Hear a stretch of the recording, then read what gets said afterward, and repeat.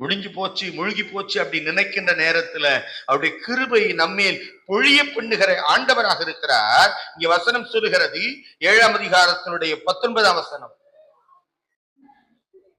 அவர் அவர் எப்போ?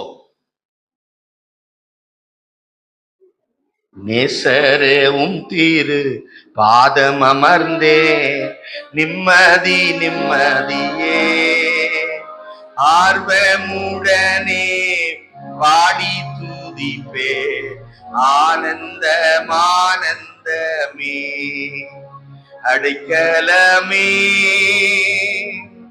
அதிசயமே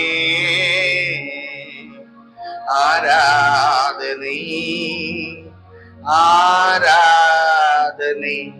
அன்பான கடவுளுடைய பிள்ளைகளே, இங்க வசனம் சொல்லுகிறது, நான் திரும்ப திரும்ப இறங்குவேன்.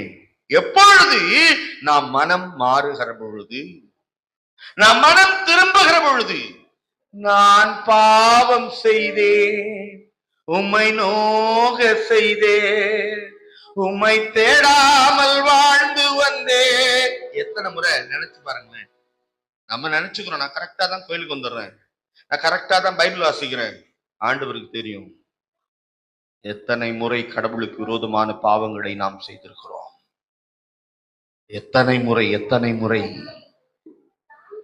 உம்மை தேடாமல் வாழ்ந்து வந்தேன், என்னை மன்னியும் தெய்வமே, என்னை மன்னியும் தெய்வமே, இயேசுவே என் தெய்வமே,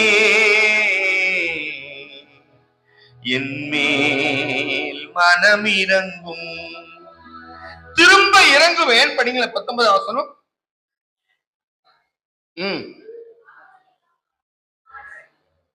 இது எங்க போடுறாரா? நம்முடைய பாவங்களை எல்லாத்தையும் நசுக்கி சமுத்திரத்தின் ஆழத்திலே. பாவ மன்னிப்பு கேட்கறது என்பது சடங்கு இல்லை. நிறைய நேரங்கள்ல பாவ மன்னிப்பு ஜபத்தை சர்வலம் ஆமேன் உண்மையா சொல்லிருப்போமா? சடங்கு இல்லை. ஆட்டு ரத்தம் கோழி ரத்தம் விடுதலை இல்லை. ஆட்டு ரத்தம் கோழி ரத்தம் விடுதலை இல்லை.